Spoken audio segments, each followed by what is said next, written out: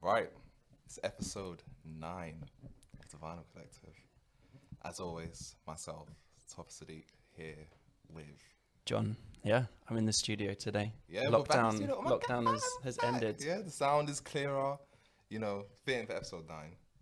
I don't know why I said that, to be honest. I think, you know what it is? 9, actually, number 9. I was looking at what the number 9 means, because every number has a meaning, apparently. And, Of course you are, and yeah. the number 9, it apparently represents in Hinduism, like a divine perfectness or stuff like that, which is fitting for this month, this year, apparently. Yeah. 'Cause, it's just ending such a fantastic note. Everything's fallen in place this month, isn't Yeah. it? Spotify Wraps dropped today, so Yeah, it's it also has. fitting as well. Tell me about that. Were you surprised? Because that's something that I've picked up this year. I'm sure it happens every year, but this year more than any. It feels Everyone's like, oh, I the wasn't most expecting inaccurate that. of the other years, and I think there's 2 ways you can look at it. I think you can be quite cynical and be like, there must be some way to fudge in this number. Yeah, like, because it just seems way too lopsided to certain artists.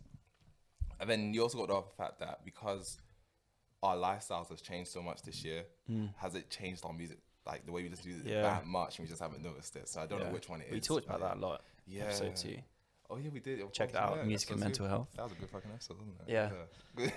yeah. But no, I think obviously, people have seen the story now. Like Roddy Ricch was number 1. I did not. I like Roddy Ricch. He's a cool cat, but I was not expecting him to be number 1 at all. I was. At all. Really, that's what Knowing you. I feel like if you asked me at the start of the year, this is why again I don't include December in like the year rankings, because it doesn't make sense. But if you spam something consistently like you did until about April, of course it's going to be Yeah, of first. course, because you're just like the big brother of Spotify, isn't it? You just watch everything. I do. I keep tabs on people. Cool. That's why there's a follow bar. I have a little look. I check in on people. True, yeah. What's you're going playing- on? Yeah, Topics listens to this. Do I need to check in on him? Probably. You know what you've done? There's certain songs you've done that before. I'm not even gonna mention. There's certain songs you messaged me like, "Why are you listening to this?" I'm like, "Oh, what is he doing?" But yeah, no, fair enough. I mean, what do you think of your rap? I thought it was accurate. I thought there was going to be some Little Sims songs on there, but there weren't. I think there were only like maybe 2 in the top 100. Like, they actually make you a playlist. Yeah. Yeah, there were only 2 Little Sims songs in there. Not even drop 6 or anything like that. No, weirdly enough. Damn. That's the thing. I wasn't expecting. You know what's weird enough? I actually wasn't expecting Little Sims to be in my top 5 this year, because obviously Grey Area came out last year and she topped every single category that year. Yeah. So I was kind of thinking, okay, Spotify's really kind of got that, and then I wasn't expecting it to be like Little Sims and Nines. Like Heady 1, okay, that kind of makes sense, but Little Sims be number 3 when she's only dropped like a 13-minute EP. Yeah. I haven't gone back to Grey Area that much outside of like episode 3. And when it came to episode 3, Yeah. I probably listened to it like 15, 20 times the whole way through. I didn't think that'd be enough to spew the numbers, because again, like between both of us, it's like what 100 and so thousand minutes of music, which is a lot. Like, that's it's strong. a lot. Yeah, that's 3. So mine was like 60. So that was like 3 hours every day on average. Oh fuck! Yeah. That is a lot. Yeah. I didn't think of that. Because 60,000 minutes. Yeah. Yeah. I'm proud. We're like a massive library. Onwards and here at the Vinyl upwards. Collective. Yeah, gosh. My top track of the year was like a random. Was it like Yusef Days and like Rock Palladino? It was like some kind of like jazzy live song that I like spammed in about like February, March. Like every day I would listen to it like a good 3-4 times. That's been any song you spam, I haven't Spotify will listened to pick it it up. since. Like Orange Soda by Baby Keem. It picked up because when I was like commuting from work, and I used to take my walks home. I used to play that song like on repeat the whole walk home, and it's quite a short song. I think that's another thing about Spotify as well. I feel like if the song is long, it skews towards that song real hard. So if you have like a 7-minute song you really like, it will say that like you like that artist the most, even though you probably haven't listened to that artist as much as the others. So that's a bit annoying sometimes. So yeah, I think J Hus being like number 1. I am surprised. I don't hate it, but again, I'm surprised at that as well, because Big Conspiracy came out at the top of the year. I do listen to it now and again, but I didn't think I listened to it so much so that it was by far number 1. It was like 3 out of 5 tracks were in my top 5. So I was quite surprised. I do find that weird. But then you were repping Britain this year, weren't you? I was. 4 out of your 5. Do you know what? Now I look back, From the British Isles. I think I mentioned it. I mentioned it the other day, but it's actually not been a bad year. I don't think it's been I don't think it's been as good as last year for the UK. Because it actually hasn't been a bad year. I think there's been a lot of good albums. So I'm not bad at that. Because if you look in America, outside of the underground people that we know and love, like Zelda, Freddie Gibbs, I don't think I've seen anyone's like they dropped a sick record. Like Big Sean's one was okay. It was alright. Yeah, all the main guys are taking a rest just because of what he usually comes up with. I still need to listen to Reason's album though. I feel like if I listen to that maybe have been included. I've heard a few songs from that. I think there's like an Absol song on there. Love that song. Yeah, that's good. That song came out like a year ago as well, so that wouldn't have been included this year either. So but a lot of good British stuff this year. Yeah, including. Oh yeah, Pastelio, Spotlight Series of the Week. That's the little segue there. And again, like how all our other artist spotlights, you can find them on our Spotlight Series playlist. Yeah, so we recommend like 3 songs every week. Yeah. And this week, what was it? My Family, Bessie, and Frontline. Frontline is a hit. One thing I like this cat. I like this guy. The reason why I like him, I know a lot of people, he's going through the same problem that Jid did when he came out. When Kendrick Lamar is like, this person sounds like Kendrick Lamar. And obviously, he's kind of dropped in, was like, especially when he first dropped, I think one of his first big songs was Frontline.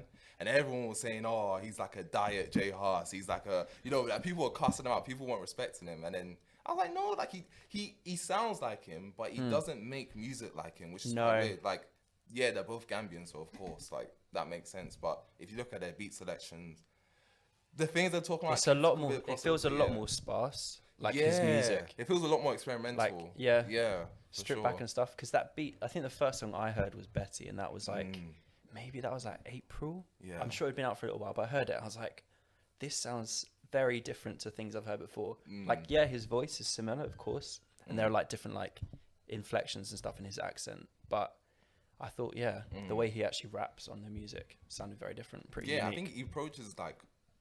His beat selection, of course, like amazing, but I think the way he approaches songs as well is really, really unique. And I always say this, like, there's always someone who like starts writing a formula, and there's someone who finishes it. So you have that whole era in like the early 2010s. I think they literally called them Kanye babies. So like Drake, Childish Gambino, and no one says, "Oh, this person's just like Kanye." It's kind of like they're influenced by this person, when they kind of went and did their own thing. I think he's gone through a similar thing as well. And plus, I don't know why people are trying shit as if like Millions isn't like a northern version of Heady One. Like, and people still love him the same way. So whatever. Yeah. It'll be interesting to see though, because I think we put it on the post, didn't we, about like him being someone from Coventry, like in a rap game dominated by like London-based rappers. Yeah. So that's gonna be interesting to see. I was listening to the tape actually the other day, and I think one thing that was quite interesting was he didn't have anyone outside of Coventry. No, I was looking on the features as well. Yeah. Yeah. So it does seem like he's really trying to make a. Because again, when I think, I don't really think of rappers when I think of Coventry. I know there's a lot of midland rappers like Young T and Bugsy and stuff like that. It's popping more and more, but I don't really know much about Coventry, and I think he knows that. I think he's just like, I'm not trying to team up with like the biggest rappers, even though he could. He's teamed up with like SL before, but I think it's like, I'm just trying to make my own mark. So it's a decent tape. I still think he's still quite raw, so I'm not gonna say like, he's gonna take over the UK, like, but he polished, definitely has a lot of potential for sure. He does. Yeah. And I think it was good, like when those songs were like gaining traction, that then he comes out with a mixtape, because you don't want to let it dry out too much. It's kind of annoying UK artists do that. I feel like a lot of them do that now, where it's like they have all these singles they've dropped, and then they drop a mixtape, and then half the mixtape you've already heard. Like, a lot of people have done that, and it's really annoying. Did you think that was the case with this one? Yes. Really? Frontline came out like start of the year. Betty came out a long time ago. My Family's been out for a while. But they're never gonna drop a new mixtape without any songs. No, that's not like I'm not saying they should have none of them, but I don't want half the mixtape or whatever being songs I've heard of. Because SL does that a lot. He does that quite a lot. Yeah, he does. There's other artists who do that a lot who are singers, but we don't need to get into that. And then, you know what I mean? Like, it's just like, don't. It's basically just a way to get more streams. That's the way I see it. And I get it. You gotta pay your bills, but it's just as a enthusiast, it can be annoying sometimes. People that didn't get that was a weekly her shout out. Oh man, people have been going crazy over the Grammy talk. Yeah. I think that was a. I didn't even realize there was so much more discourse than we discussed. Like, I didn't even know Drake made like a little iOS press release as well. Oh, I did see that, but there was too much to talk about. Yeah, gosh. Because he was nominated, but I think he was probably upset on behalf of The Weeknd and other people, right? Yeah. which is fair. I was listening to Blinding Nights the other day, and when you hear it, like the fact it didn't even get considered, it's like that's like because there was a weird thing about him being invited as well to perform, even though he wasn't nominated. Yeah. What is that? That is like, oh yeah, do you mind just like singing while everyone goes up and collects their awards? It's like, no. Do you know what it is? It's like you're being an artist and you're asked to perform at your ex's wedding for some reason. It's like, oh, like, you know, I know we ended on bad terms. I've got this really good gig that's gonna earn you money. You sing amazing. It so really amazing. worked for okay, you. Cool. Where is it? Oh, it's just 5 castles. Like, what castles? When like, they finish singing, they're like, sorry, there's not a seat for you. You're gonna have to leave like now. you know, you're asking for a plate. Like, you just perform the session. They're like, everyone's taking this shit home. Yeah, there's a like, singles table at the back. Yeah, you can't even get a little like a Supermodel or anything like that. It's just trash. But you know, quickly, just before we wrap this up, though, because obviously we didn't speak about the Vobos a lot. And again, I feel like I've been angering a lot according to the Psychodrama fan club. Yeah. Come on, talk about it.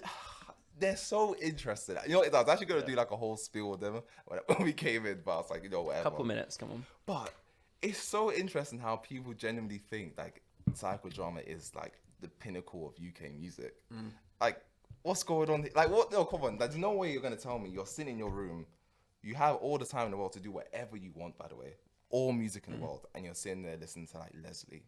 Don't lie. Don't lie to me. You're not doing that. Just going, it's so complex. The lyricism, the wordplay. The thing is, I made the meme that he's UK J. Cole, but I feel like now his fans are becoming UK J. Cole fans. Like, it's getting too much. Like, storytelling isn't the be or end all. Just because you relate to a story doesn't mean that person's perfect. Same way people listen to like fucking Nav and Ross, not the UK one, but like stuff like that. Yeah. And again, they have stories that people relate to, but it's just simpler, dumber stories. But it's the same thing. Like, storytelling isn't just like, you can paint a picture and that means you're amazing. Bare people can do that. If I tell a story and the words are shit, it's to the story, isn't it?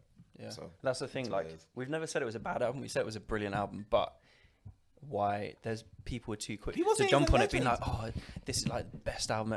No, it was his first album. He's like, what, 23 years old? And he dropped it when he was like 20. Wait for a bit. What was it, 2019? He dropped 2019, but he didn't turn 21 at the time, so he was 20 at the time when he dropped it. So it's like super young. Yeah. So of course, this is not going to be his best. Yeah, just give him time. He's got more. Yeah, just give him time, boys. But yeah, that's what I'm gonna say on that one. Yeah. If you listen to this and you think Psychodrama is the best album of 2019, then tops. Yeah, no, I'll take all the smoke. Yeah, they can't beat me. They can't beat me, man. You know that. Here we go. Cool. So we're gonna take a quick break and then we'll get right back. I'm not cutting that out to the show. Right, we're back. We are back. Here to speak about another artist. Yes, guys, it's another album review of an artist you probably hadn't heard of. I hate when people tell this to me, like they'll tell me about, you know, I went to this episode, I've never heard of Little Sims before. I don't really listen to anyone that much. It's like, this is the whole fucking point of the show, innit? Like, this is why we're here, right? To introduce you to the people you probably haven't heard of before. Or if you've probably just heard like a little song here and there, but haven't actually delved into it, you know? Yeah, exactly. So if you're seeing the title name, you're like, oh gosh, here he goes again. You know, just shut the fuck up, grab a nice little hot cocoa, and watch your two favorite podcasters do their magic. Right. So, Lianne La Havas. Today we're doing the Lianne La Havas review. We're not even here alone, though. We're not even here alone. We've got two of us. You know, female artists, got to add a little bit of feminine touch to the R&B session today. So, some expertise in the studio. Yourself today? Hello, my name is Ondraya. Oh. I don't really know what else to say about myself, to be honest. Fan of Lianne La Havas. That's it. Huge fan. Yeah. Huge fan. I feel like if I have any criticisms today, they're going to be shot down, but I'm ready for it. Yeah, not shot down. No, just you know, brilliantly reversed. Lianne. So we kind of talked about her last week briefly. Yeah. I mean, because of the year she's had. I mean, I was quite passionately to run. You did? Yeah. I was listening back. I kind of skipped through it. And I was like, Toppy was upset. Yeah. I mean, rightfully so. Yeah. She deserved. No. What did you think? Actually, what did you think about like her not getting like any Grammy nomination? Like, because the thing is, fair enough, like general category, maybe she might not have enough clout for that. Because it is all about like nepotism. But even stuff like progressive R&B or even like regular R&B or even soul, like any of those categories, you can kind of see it fit, and none of them. I think the thing is with Lianne as well is that she fits into that mold of lighter skinned singer who plays an instrument and sings kind of soulfully. Like you look at Alicia Keys, her is doing, you know, your Toffee's favorite artist. Yeah. She gets hella nominations because she fits into that category. Like they like that sort of vibe. So I am really surprised that she picked up no nominations. Like it's very disappointing. Arguably her biggest year yet as well. Yeah. Definitely. Yeah. And Do you think it would have been any different if the context of COVID didn't come into play? I think it would have been worse. I don't think it affected it. Yeah, because I think Lianne's following is quite niche and cultish in a sense, which is not bad, to be honest. But I think maybe if she got to do more touring and allowed herself to be introduced to more people, perhaps, because obviously that's how you get your name out there. But I mean, she toured with Coldplay. yeah, exactly. No, She's been around for so long. yeah, she's been around like for 8 years. for a long time. 9 so years. I think I think if they didn't notice her then, they're probably not going to notice her now, which is a shame. But again, like it's the balance. Like you don't need these things to define you, but it's sometimes just good to be recognized. But like, okay, you are a competent enough artist to be included in this conversation. Yeah. So yeah. Because she's got the famous friends, but she's not really at the famous parties. Yeah. No. Exactly. yeah. That's true. Exactly. Yeah. But yeah, Lianne La Havas. Who is Lianne La Havas? As you said, she's been around for a long time now, going better part of like almost 10 years now. Yeah. She dropped her first album, Is Your Love Big Enough? Did I get that correct? 2012. 2012, which was a good debut. That's not when I first came across Lianne. So I came across Lianne first time, I think Ondraya introduced me to her 4 years ago, 4.5. Yeah. This is when she was running. 2016. Yeah, so she just came off the back of the Coldplay concert. And I remember she said, oh, you need to insist, like, girl, Lianne La Havas is so good. And I was like, who the fuck is Lianne La Havas? Like, if Lianne ever hears this, like, no, don't worry. But like, do you know what I mean? Like, I was like, I've never heard this artist before. And the fact that she was British and from South London as well, I was like, how have I not heard this person before? And obviously that was when Blood was around. So I was like, okay, cool, give this a listen. And yeah, obviously she came with the second album, Blood, which came out a year prior. And again, really amazing album. And then obviously we're here now in 2020 with her self-titled. So where should 3 albums in. Yeah, 3 albums in a span of like 8 years. So where do you want to start with Lianne? Like what kind of draws you to Lianne first and foremost? I mean, it's got to be her voice. Like we mentioned this last week. Like a top tier voice, like one of the best. Not just like one of the best singers. In kind of music at the moment. Absolutely. Like I think. I mean, her voice on Blood. So I think the first song I heard of hers was What You Don't Know. Yeah, What You Don't Do. But like I think it was like a Tom Misch remix or something. Yeah. That was the first one I heard. The remixes of the songs on Blood are so good. Yeah. I feel like every version of Blood, late like 2015. you know, it's type O, type A, like you know, whatever. Every version of Blood is lit. So you got the solo version, which is just her with just a cappella, which is ridiculously sick. Then you got obviously the original Blood. Then you got the Blood remixes, and none of them like were shit. Like all of them were good. They're So each equally enjoyable. Yeah, crazy record. Man. I think even from Blood to this, like her voice has got even better. Yeah. Like if that was even possible. I think there's a richness to her voice now. I think probably because she's matured a little bit and she's gotten more. I think with this album she's gotten more into her sound rather than this is what people think that I should play. Yeah. And I think it's just like the depth of her voice. I think has improved so much between Blood and her self-titled. Yeah. So I guess because you've listened to the debut album as well. So how do you feel like she progressed from her first album, where again not many people probably have heard of her, and then she went into Blood? Like, how do you feel the transition was between those two records? I mean, it was obviously quite weird because how I was introduced to her was in her Blood era. So a lot of the songs that she did at Coldplay was Blood songs. Yeah. And then obviously going back through her albums, it was just kind of like, oh, okay, this is interesting. I think that Is Your Love Big Enough was definitely like a nice debut. Like the songs are good and it's quite light. There's nothing too deep there, but it's enjoyable. You can listen to it and it's good. And then Blood, you kind of start to scratch a little bit deeper into her and find a little bit more. Oh yeah, go on. Just a little bit. Yeah, no, you know what it is? You know what? Lianne reminds you of someone who was like a really good singer who probably went to like a Brit school-esque type of school, right? And then she just got signed because she was such a good singer. But it didn't seem like she was given the opportunity to like I know she does write a lot of her own songs, but it doesn't seem like in her first 2 albums she was given the space to do so. It just kind of seemed like she was kind of, they knew she had this amazing voice, and they kind of made her like write these hits one after another. Because you think about Blood, it just seems like a lot of those ones where it's like almost as if they were trying to go for like a radio song.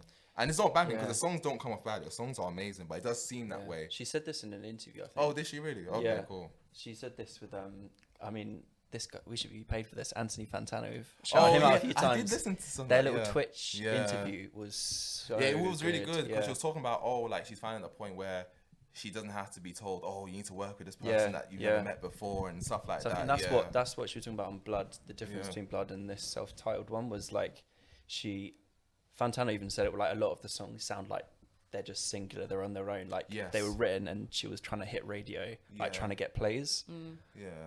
And obviously now she has everything completely under her control. Yeah, exactly. I mean, we're going to talk about the fact that there's a cover in the album, but like she did more covers back then. Like there was a cover of Say a Little Prayer. Yeah, that's probably like one of the most famous songs. Yeah, most famous song. Like people love her for that. Which absolute quality. Yeah, like I actually think I disagree with you in terms of like she seems like a Brit singer. I think the perception that I have of a Brit school singer, is someone who's like comes along as if they are a package. But I think you can see in the first couple of albums just how inexperienced she was. Okay, yeah, fair. I got what you're saying.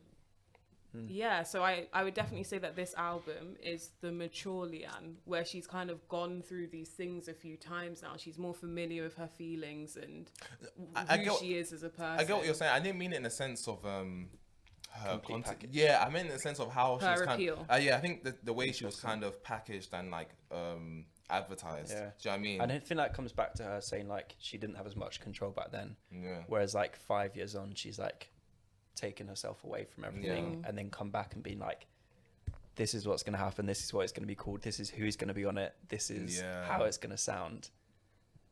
I think it's when artists take long breaks, like no artist wants to go silent unless you're like a legacy artist. No artist wants to go silent for 5 years. When that happens, especially within like your first 3 albums, some shit has gone down, like some serious shit has gone down. Like it kind of reminds you of when Kareem Bailey Rae took 6 years to drop her fourth album, I think, The Heart Speaks in Whispers. So like had a whole silence between 2010 and 2016. That doesn't just happen. There's maybe it's like label issues, creative differences. Didn't her husband or something like that that was in that period? No, that was way before. That was like the first album. Or when D'Angelo took, was it 17 years? D'Angelo took like what, 15, 16 that years? wasn't a break though. He took a break whilst he was going through some things as well. Like, especially, I'm saying like artists who are quite young in their career, they don't just like want to throw it away after 2 albums. They want to keep going. Like that's their prime in a sense. So it was really surprising. Like I heard Blood in obviously 2016. I was like, okay, cool. I'm excited. I can't wait to see what she drops next. And then it got to 2017, 2018, 2019. I was like, oh my gosh, like,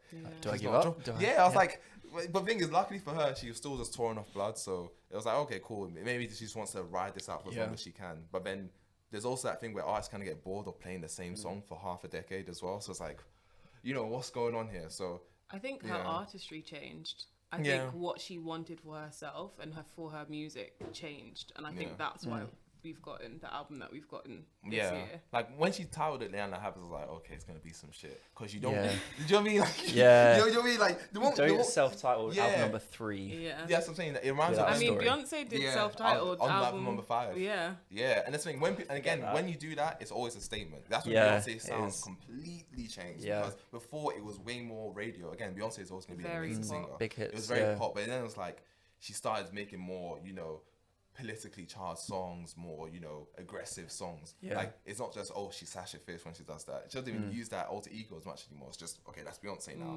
So I mean, so self-titled always means it's me now, and it kind of it always makes you look at the other albums in retrospect, because again, if Blood was the album she always wanted to make, she would call that Lianne La Havas. It wasn't. So it's like, okay, now we're going to get the album you always wanted to make, and that adds a bit of pressure as well, and which is quite surprising, where you've been gone for 5 years and now you want to add this extra pressure to yourself by calling it a self-titled album. That's apparently crazy. She decided in 2015 it was going to be self-titled. Oh really? Album number 3, so I thought I'd wait until you finished all of that to actually tell you.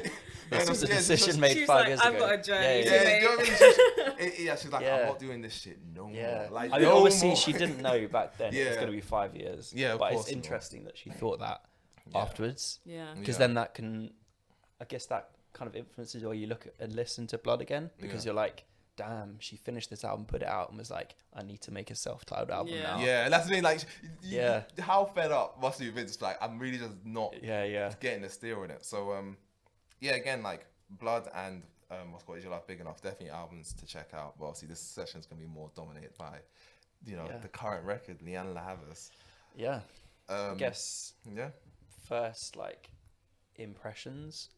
Like, just general overview. Okay, so I'm actually going to talk about Tove's first impressions. Oh, okay. We love this. We love this when you switch it up. So when this album first came out, Tove was initially a bit like, I mean, it's all right. And I think that kind of came from looking at Blood, and there are such high highs in Blood, whereas this album is much more tempered, maybe.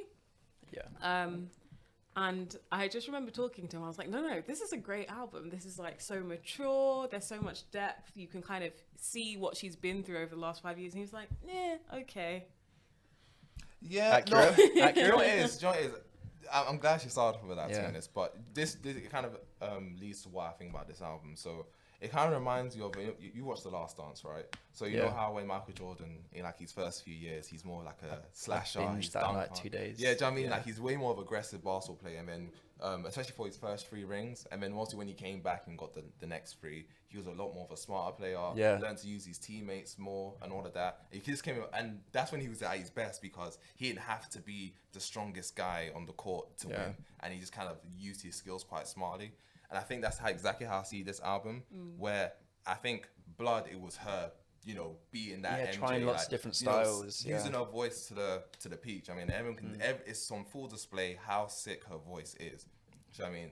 And again, just a little minor segue. Last year when she teamed up with Lianne, not Lianne, that was fucking hell, that's who she is. She teamed up with Little Sims to do the Heady One remix, right? Yeah. And one thing about them, they both use the guitar. And Little Sims has this line where she's like, they say loud the guitar, you should rap more. I can do both because I'm that raw. And I think Lianne La Havas probably has the same thing going on, where people are looking at her like, leave the guitar, you can sing. Then this album's like, I'm gonna use the guitar the whole time. Do you know what I mean? Do you know what I mean? So it's like, it's literally attached to her body. Exactly. Do you know what I mean? So I think this album was more about her not just using the voice that she knows she can use. It's like, okay, it's kind of using her voice in a smarter way, as well as bringing the other instruments in. Do you know what I mean? So I think it was more just like, more like mastery rather than just more abilities. That's how I saw it first off. Yeah. Because we saw her in February. Yeah, I saw her, what was it, like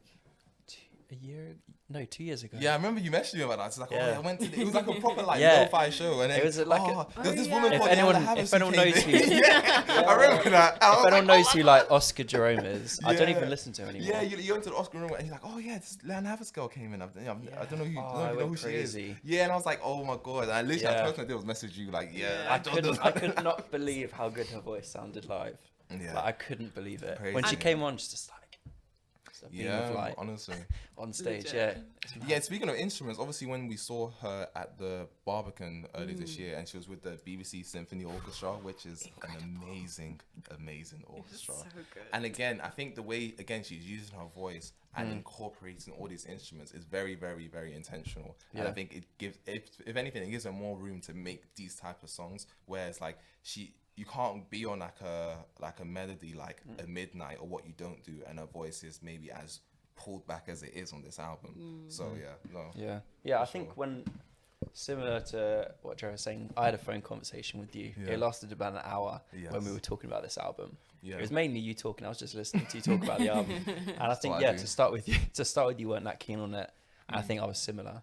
Like the first few times I listened to it, I was like, okay, all right. But it grows on you, doesn't it? But yeah, it definitely grew on me. It didn't grow on me. I was always there. It's a classic on Twitter. Yeah.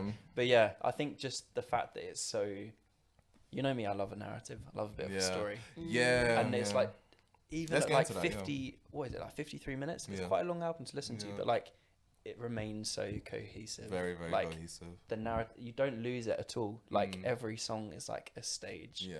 And that's the thing what I really liked about it.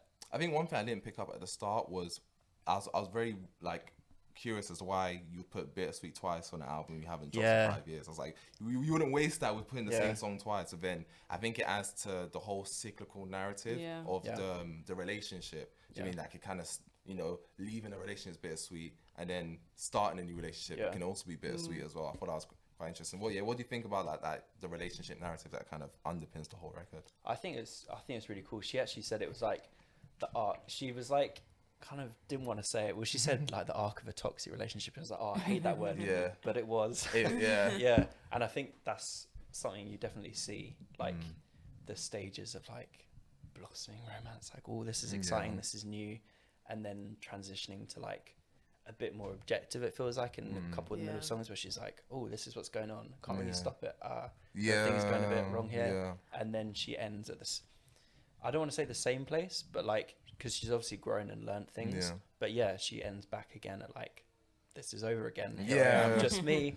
No, I think she ends in a completely different place. And again, we're gonna like probably get into the songs after this, but I think she kind of it starts like, you start with Bittersweet. She's kind of maybe left something behind, and she's kind of going in with like a lot of confidence, but in a different way. As the album ends, it's like, okay, I've left this relationship, I feel so empowered to, you know, go and move into the next one. You know, songs like Read My Mind and all that stuff. But then I think as you know, she goes through this relationship and it has its problems, and then she leaves it, I think it's confidence that she doesn't need to. So Bittersweet, the start of it was her leaving the relationship to go to another one, and then it ends with her leaving the relationship just to kind of find herself and be happy with being by herself. And she says that on Sour Flower, just like she can dance on her own now, you know, all that cute stuff there. So I think I don't think she ends up in the same place. I think she kind of has like a newfound confidence in herself rather than like another relationship. What do you think about the album opening up with Bittersweet? Because obviously when we heard it at the concert, well, it got released a couple of days before the concert, and then we heard it at the concert, and I was just completely enamored. And I think that's when Tofe's opinion started to change a little bit. But then, obviously, opening up with that song, it's quite a big song to open an album up with. Like, what do you think about it? It's an amazing intro. I actually like having it on both ends. I feel like they're like bookends. Yeah. And then you've got like the little books, all the little chapters in the middle. So I like it. It's bold. Because it just slowly builds, like that. And then it's just like, there. That's one thing I feel about this album. Like, if she couldn't do it before, like she can do it here. Is like, just the way she builds songs up is immense. It's just crazy. Right? Some of the songs on here, like the way she'll have like little refrains or like little kind of like bridges that she'll just repeat. Yeah. And then it will just get like louder and louder, and there'll just be like this huge crescendo, and you'll be like, damn. Even the interlude that Tope was initially not a fan of, I wonder how your opinions changed. But even the interlude, and you just hear the layers start to slowly build into it, and it's just incredible. I'm not gonna lie, the interlude didn't hit me that much. My opinion has not changed. Oh, it has not changed. Okay. I definitely appreciate. I liked it. I always liked it, but I appreciated it a lot more when I read about how the album is supposed to be split into like 3 vignettes. Okay. And it's supposed to be like the relationship when it's happy and it's great, and then the relationship when it slowly starts to descend into madness, and then how you feel after the relationship and how your feelings change after that, and then out of your mind. I kind of look at it like she's talking to someone like, oh, you're out of your mind, or she's talking to herself and saying, oh. I thought it was more of like a self-talk thing. Yeah. Because it felt like with her, like you're saying, all the layers coming in, like it felt like there were all those different like emotions coming one by one. Yeah. And it's just getting a bit like.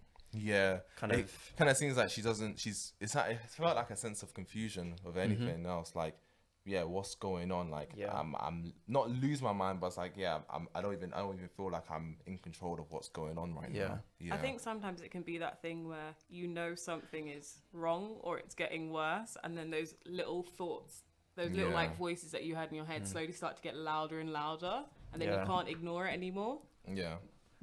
I mean, I kind of understand it, but I don't know. I'm still not with it that much. I love it.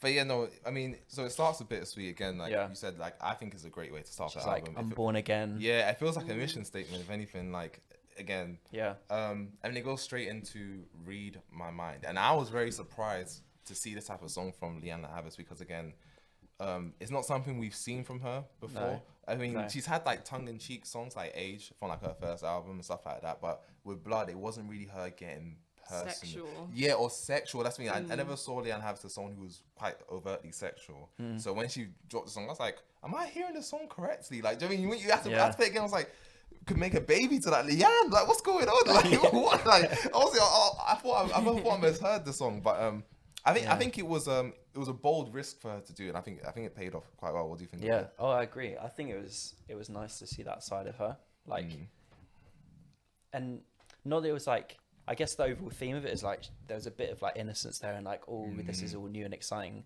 but then there's not, because then there's just like the raw like desire, lust, all of that stuff going on there as well, which is nice to see from her.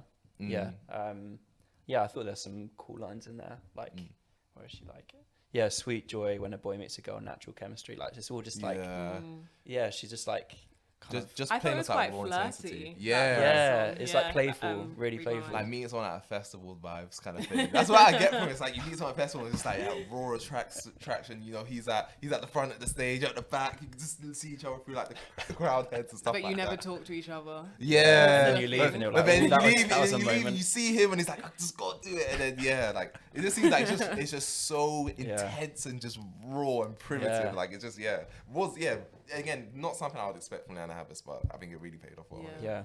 No, I love that song. Guess that like theme continues as well into like the next one, which is Green Papaya. Yeah, when I first heard this, I wasn't like the song is fine, but I was really confused about the placement, because I was like, you've kind of gone from like bittersweet again, really up tempo, really like loud, and then you've gone again to Read My Mind, which is kind of fitting that theme. And then you've gone to Green Papaya. You know what's funny as well, this is a sidebar, like her fan base call themselves the Papayas. I mean, it's just so really? funny. That's funny. Yeah, it's really funny. But Has she commented on that? Yeah, she has actually. Does she love it? I think she likes it. Of Yeah. course she does. But, But then I think with Green Papaya, because you talk about Read My Mind being like the lust. No, that's it. I think and it Green fits Papaya in, is where the intimacy starts building into the So, relationship. I think once I started looking at the lyrics, I was like, oh, okay, this makes perfect sense actually. And I think the fact that you have this part of the album which is talking about the raw lust and intensity of the entire relationship, and again, this is something new from Lianne. She's bending genres as well. Like, it's not. It's like, is it R&B? Is it pop? Is it soul? Like, it's just like she's going all over the place. So it's like, I think this was like a perfect way to kind of just showcase her range as well. To be honest. Yeah, because I know we were saying at the beginning when we were talking about context, like Blood was like an experiment in different things. This feels like it, but as a project in the whole, like 100%. because she has total creative control. She produced all of the album with one other guy. Like this. You know, we love that. We love when someone locks in with like someone else. Absolutely love it. So no, Green Papaya is great. I think just like light and like airy. Like I feel like this is something Fantana would say. Wistful guitars. Like like everything's just like spring. Ethereal. Spring vibes, ethereal, It does sound very like it doesn't sound 2020. It sounds like maybe like a throwback to like maybe the 90s, maybe even before that. It does seem like a bit of a I wouldn't know which artist, but it does seem like a bit of a throwback kind of sound. Or the closest thing I can think of is maybe Kareem Bailey Ray, like old school. That's what I'm saying. Like apart from that, it's like I think that was intentional. Probably a reflection of the type of music she was listening to at the time as well. But yeah, I agree. It's definitely a transition from like the lust to the love, which is like, take me home, let's make real love. And like, ooh, look how First it was like, fuck it, let's make a baby now. Real love. Come on. It kind of shows that. I think this is the first part of the album where she's now trying to find meaning in this relationship. Like the fun is there, and it will continue, but you can tell now that there's something more that she wants from this relationship. It is like the first inkling that you kind of get. And then it's serious. And then we move on to can't fight away. So now it starts to build up now. Take it away. I mean, I fucking love the guitar on this song. It's so good. It is so good.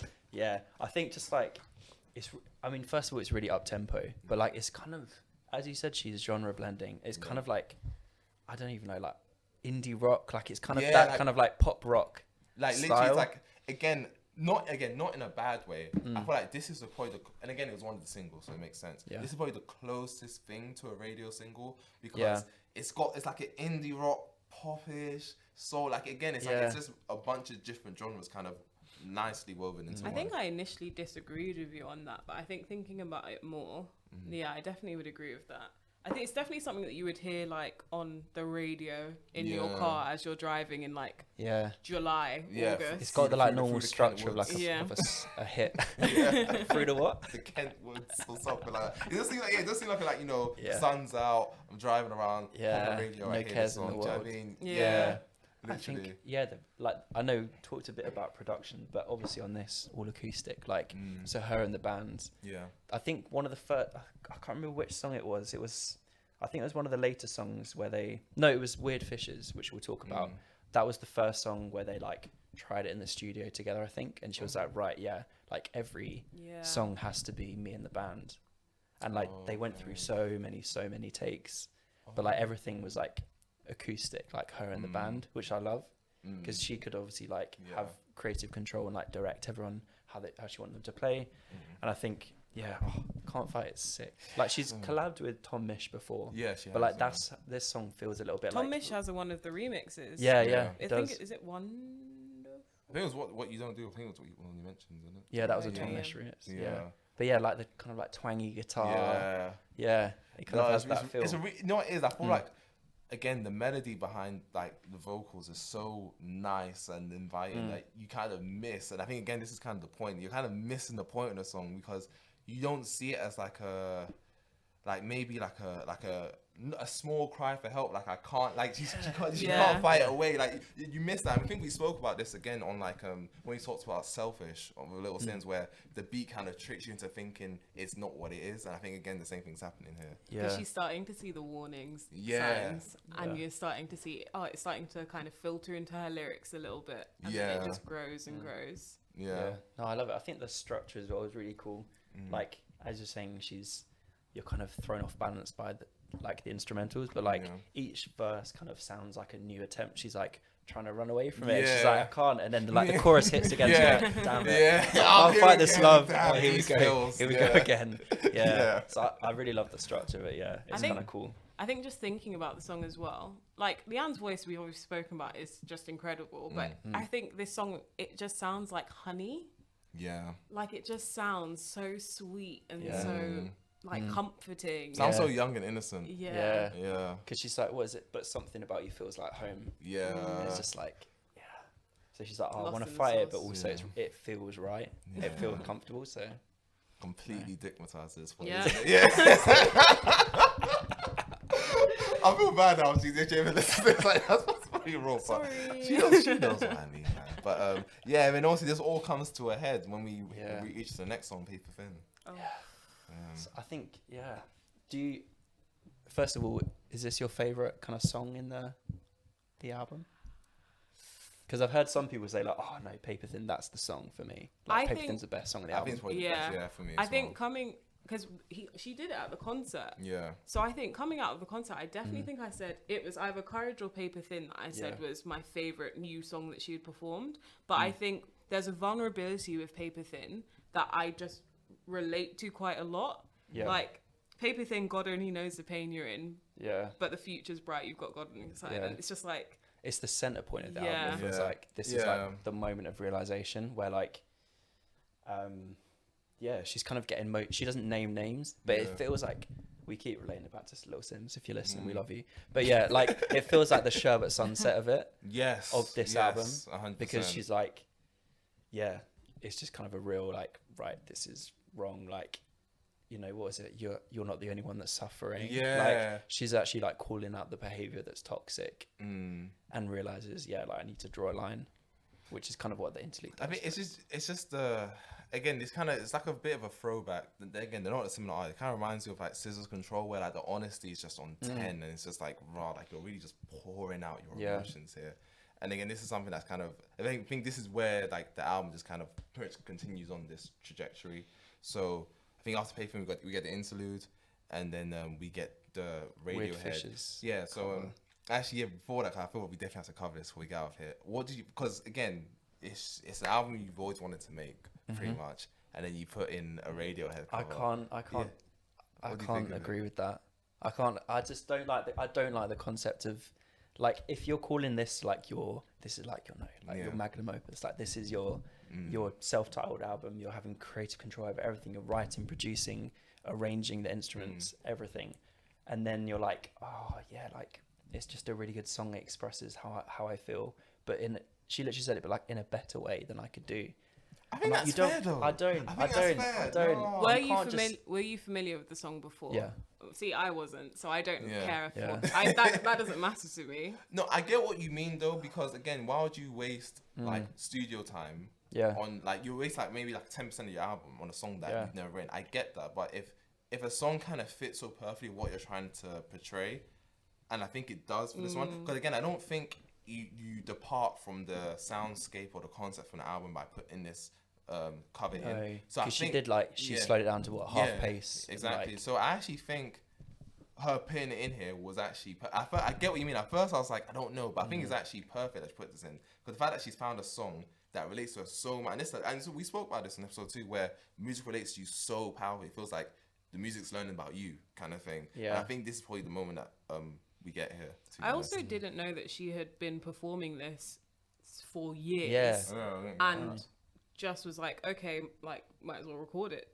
And then it just happened to kind of fit into it probably just kind of became a part of her, which is what music does, to be honest. Yeah, she was like, I think Tom York was like the whole like weird fishes at the bottom of the ocean, like that was like the unknown. Yes. And she was like, that really spoke to her. It's like finding her way out of this, like being around all these strange feeling. I mean, she's probably had them before, but like being around all these strange feelings and like, how do I get out of this? Confused. It's definitely a cool like analogy. I don't know.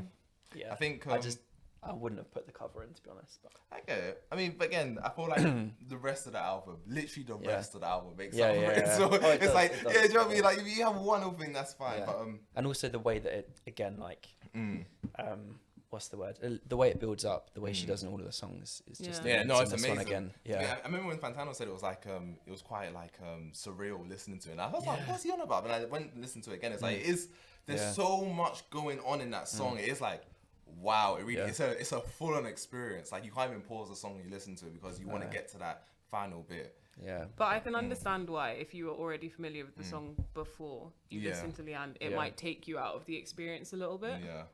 Yeah. Sure. But then Please Don't Make Me Cry. I think this is one of my favorite songs. This is probably my favorite. This is like the most R&B-esque song, and this song is it's absolutely sick. flames. So it has Nick, if anyone knows who Nick Hakim is. Shout out Nick Hakim. See, you're always gonna know the producers, mate. No, he's not a producer. Oh, he's not? He's a singer, but he does the guitar on it. Oh, okay. And then there's like uncredited vocals to him, I think. I haven't checked, cool. but like I can hear his voice in there. Yeah.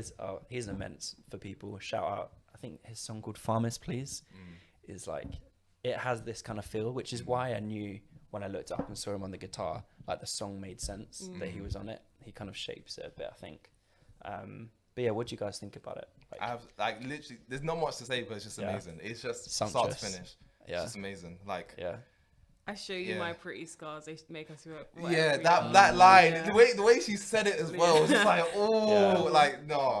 everything about this song. Like for a long time, this was like my favorite song before. Again, like that and Paper Thin, I go between those two, and sometimes Courage as well. Like again, this free run track as well. Please Don't Make Me Cry 7 times in Courage. Yeah, this is some legendary shit going on here. Like so it's like I think something like the lessons or like the things she saw in the first half of the album. Yeah, or like in that middle section, she's now like putting into perspective, into action. Yeah, 100%. And like learning, taking out into the world. Yeah. And this kind of contemplate, because again, I think we spoke about Courage again when we had Ishmael in the studio as well, and just how powerful it is that she's not even seeing it as an emotion. She's kind of talking as if it's a person. And when you kind of see it in that way, it's like, wow, like that. I never thought of it that way. Like, you know, it's like you need someone to come and take you out of this situation or this feeling that you're feeling. Like, and again, she said they made that song in 15 minutes. John. Which one, Courage? Yeah, she just wrote it. 15 minutes. Literally, just wrote it and sang it. Yeah. And sometimes like when you have such an extreme life experience, and obviously all artists can relate to that. When you have such an extreme life experience, you don't even have to try. It just kind of just comes out. Yeah. And even if you listen to the lyrics, like it seems like she's talking directly to someone, like directly. Because she literally says in it. Because we mentioned earlier on, she says you feel like home. In the song, she's like, if you need me, I'll be home. Yeah. And she's obviously flown back home. There's a line about Brixton. Brixton, that's on Sourflower. So she's like, I'm like back home now. Like, I think it's interesting with Please Don't Make Me Cry because I feel like it's quite clearly emotional, and Mm-hmm. I feel like it should sound more somber than it does. Like, it does sound somber, but not quite as like. It feels like an extremely somber song. It doesn't feel like it to me. I think it's Nah, because it of feels how I it think sounds. like but that the refrain, lyrics- "Please don't make me cry," makes me. And even when she gets to the Yeah. second chorus, when she's talking about all of these memories, and then maybe I'll never learn, maybe it's not my turn, like all this, I was like it's it's a really powerful. I think it's super somber, like. I do. feel But that. again, like most relationships, it doesn't come without its, that little bit of self-denial, the little bit of, I'm fine. And then we get that here with 7 times. And the melody on this the bass line is absolutely bonkers. Yeah. This is such a good. She said she such a was good listening fucking to song. like some Brazilian music, Yeah. and Destiny's Child as well. Yeah, So random. Yeah, I was like, Destiny's no, it Child is. are not Brazilian. Destiny's Child probably in the lyrics, but probably Brazilian in the melody. Like this, that bass. That little when, like bossa nova samba. this Do song you know how is much I like when amazing. it goes into the chorus and literally just strips back and that's all you hear in the background? Oh, Oh, it's yeah. disgusting. But yeah, obviously, like saying, you haven't paid your rent, you're gonna be getting out. Yeah. You can't spend my love. Like, I get it. The sass kicks in. Yeah, a the little sass bit, kicks yeah. in. It's like you're trying to tell yourself, I'm fine. And I Yeah. think that's why you have Please Don't Make Me Cry encouraged right Yeah. after this song, because the facade just breaks down. It's like, I can't do this anymore. I also feel like the chorus is a bit like a prayer. Like, she is just repeating the same thing, like the same couple of all lines night over and day, and over I cry again. and pray, It's like that yeah. reassurance to herself. Yeah, even the song saying 7 times. Again, I'm not too Holy sure what number. it means. But I don't know. There must be something there. I think it's probably just saying that it's something that she was doing every day of the week. Yeah. Like, I cry and pray, all night and All day. night every and day, every- yeah. do you know what I mean? Every time. I thought she's saying it 7 times, but I don't think that's the case. But, like, yeah, it's just something about, like, every day I'm telling myself, I am fine. And obviously doing that, especially in any relationship that's going shit, like, Yeah. that's all going to come to a head one day. You can't fake it forever. And again, obviously, Sour Flower, when she's let down that, she's kind of dropped that feeling like, it's gonna fuck me up. Her voice on this song is, I think it's like the most powerful it is on the whole album. Yeah. Like some of the notes she hits, she just like I don't know. She When like she's like, soars over the instrument. She just like, When she's like talking about when she's still learning, and what's it called, when I'm going home, I'm gonna stay, like stuff like that. And when she proper sings that Yeah. out loud, like, Yeah. and when, again, because she's not really hitting high notes too much in this album. So I think when she does, it makes you pay more attention to what she's saying. Cause like, Yes. okay, like, Yeah. what does she mean by that? And I think there's a lot centered around like, I know where I'm meant to be. And I think again, it kind of connects to Neo again, who she's worked with, and Saturn, when like she's turning 30, she kind of realized what's important to her. And again, Lianne's like 30, 31, she's realized what's important to her, and it's like, okay, cool, I know where I'm meant to be, I'm gonna stay home. Again, Little Sims again, when grey hair up, I'm gonna stay at home, I know what I need to be. Like, it always seems like there's that like epiphany that comes between like 25 and 30, like, okay, like I've kind of been led astray in terms of what I want or need to do with the people I've been around, and now it's like, I'm here now, I'm exactly where I need to be. it And works that's with always like really it works with the whole narrative as well of like sweet. her coming back, like this song, her coming back to like a neutral place again. Yes. Like seeing it as like a hopeful but like to be continued. I think she said something like it to be continued. Like I'm here, but the story goes on. It just seems like she realized just what she needs to go forward. Like she's not again. She's saying it. She's still saying it's bittersweet because again, it's not the last. It's kind of the last song, but it's not the last song, right? Because again, it's bittersweet because she still has these feelings, but it's not. I think that's the difference between these two versions. I feel like the first one, she's kind of denying the pain from the last relationship, and then this one's kind of accepting it. Yeah. So I feel like the first one, She was focusing on like the new birth. Yeah, and exactly. this one's on like. I think that's why. You know what it is? This kind of reminds me of Erica Blue's Baduism when she has Rim Shot as the intro and the outro. Yeah, do you know what I mean? Like, Damn, don't talk about that album. maybe that's inspired, right? Yeah. Like, similar thing. Yeah. Do you know what I mean? I think it was interesting just to kind of looking through the songs and you just kind of like looking at the actual words and how many words there are. There aren't that many words in the song. So it's incredible just how much emotion she packs into every song, considering she's not saying that much. Yeah. So it's, again, I don't think she has to be honest. No, she doesn't. Speaks for itself. Speaks for itself. But again, What an like, album. what an album. I mean, that's a perfect way to close it out. But let us know if you've been listening to this. Yeah, how I you know. listening to Lianne La I've Havas? seen some people on their stories today being like, Yeah, oh, Lianne was Rochelle up had it there. as number Yeah. one. Shout Shout out Rochelle. Yeah. No, a few other friends as well, kind Yeah. of like in their top Yeah, I So think I know people are out there that listen to her. And I think a lot of people were like riding for her when she didn't get the nominations. Again, Yeah. like, I feel like, especially at this point, as a Brit, right, there's a lot of people making like UK content. Yeah. Like if you're UK content creator, And I think if you're in the music industry, you know who she is. yeah, And like damn, you need, like she, I feel like this you album. need to make more content around it. And Yeah. obviously, this is what we're trying to do Yeah. here. But honestly, yeah. phenomenal. I actually I cannot wait. Like she's one of those people. She's kind of bought my trust. Like whatever she drops, I'm gonna listen to it. Like I don't, even if she has a crap album, 2 albums in a row, I'm always gonna listen to what she has to listen to because, yeah, she's one of those people. I put you in that league now. Like you're different. Like you're a prodigy. So You're welcome, Topper. yeah, thank you. I said you. Just needs another shout She out. just needs that credit. Getting innit? It's greedy fine. now, aren't you? Yeah. No worries, but yeah, that's gonna wrap up our Lianne episode. Again, like I said, you finished your cocoa. You had a good fucking episode. Why don't you, tell your friends about the Lianne episode, or tell us, you know what? Yeah. I'm bored Find of us that on Twitter. Yeah, I'm fucking bored of that Lianne shit. You know, what's TVC it? Pod on TVC Twitter. Pod. Also got our email, thevinylcollectorpod@gmail.com. And you can find our Now and Then playlist, which Yes. we're going to hit you with 2 songs. From now, Yeah, and one I'll go song from first. back. Yeah. Go ahead. Hit us. So my song from now is Wildfires by Salt. which I That keep is shouting. such a I banger. keep shouting that song. I It listened is to that so today. good. That song is hard. Yeah. I didn't know it was their song. I've heard it Yeah. before, but that song it's a is song. Yeah. fucking sick. Yeah, And I then like that song. my That's a old good song is going to be Street Talking by Slick Rick and Okay. Outcast. Oh, okay, Yeah. okay. That's a good Yeah. throwback. Fair Yeah, it enough. is. Fair Yeah, a enough, bit of fair a enough. throwback. Okay, go on. You go next, Drea. Okay, so my now song is Wake Up Love by Tiana Taylor featuring Iman. Yeah, we mentioned her last week. Yeah, because she was snubbed. Rob's too, Yeah. but it's okay. Yeah. And my then song is I'll Take You There by the Staple Singers. Oh, It's okay. quite a big banger from the way Nice. back when. Love it. Love it. I mean, Put you on obviously, tops. looking at the raps, I was thinking, should I add J House? I'll do it another time, mate. But Yeah. I'm gonna add Different Scales by Mick Jenkins. I feel like Mick Okay. Jenkins has gotten zero love this year. Again, his EP was phenomenal. Probably gonna be It my was. album of the year. Like, Yeah. yes, because he just came back from like the dead. Like he just, different modes. So that's my now. My then, I'm gonna add In Remembrance by Blue and Exile. I feel like that. You love these guys. I feel like that song specifically perfectly ties up the life of a 22-year-old. Again, Yeah. listen to that if you want. Love it. What Yeah, do but you yeah, want to find say? our playlist on Spotify. We've got Now and Then. We've got our Shazam Podcast playlist. Shazam, yes, we mentioned, we little mentioned songs songs here and there. today. Yeah, you'll find it on You'll the find them on podcast Shazams. Yeah, And we've got our updated all the time. Spotlight series playlist as well. Yeah, exactly. So that's pretty much it. wraps Yeah, up catch today. us here at the same time every week. To be honest, almost there. Episode 10. When episode 10, 10-year-olds, they get a bit cheeky, become more, Yeah, we might a bit grow into juvenile ourselves now. a bit more. Yeah, a bit more, start talking heavy shit. So we're on the first floor now. There's We plenty, made there's plenty it. more in store. yeah, plenty more in store. But yeah, thank you for coming. To talk Lianne Thanks with for us. It was a having good me. episode, and yeah, we'll see you Yeah. guys next week.